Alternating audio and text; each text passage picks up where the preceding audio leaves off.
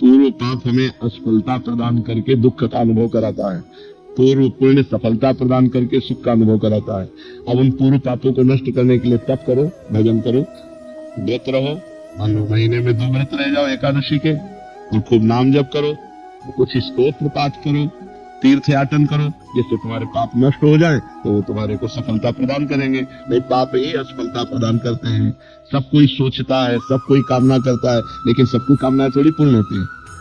और नाम जप करो, भगवान से चित्त जोड़ो। हम आपसे सही कहते हैं, आप सोचोगे कि ऐसा हलवा मिले, तो जैसा सोचा वैसे ही हलवा तुम्हें खाने को मिल जाएगा। जो इच्छा करी हो मन माही, प्रभु प्रसाद कछ दुर्लभ नाही। अब पाप कर्म करो, सोचो कि हमें सुख मिले, तो कैसे मिल सकता है? फिर तो नहीं मिल सकता।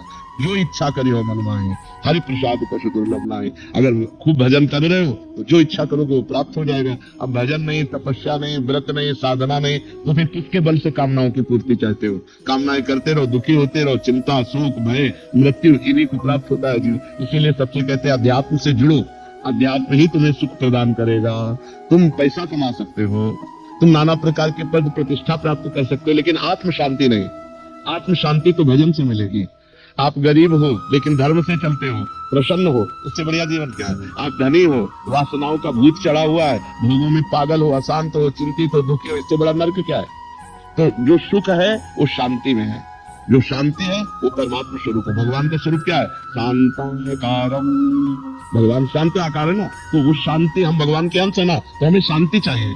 भगवान क्या है? आनंद सिंधु सुखदासी। तो हम आनंद चाहते हैं, तो आनंद भोगों में नहीं, भगवान में है। भगवान का नाम जप करो, भगवान के चरित्र सुनो, और बड़े बूढ़ों की सेवा करो।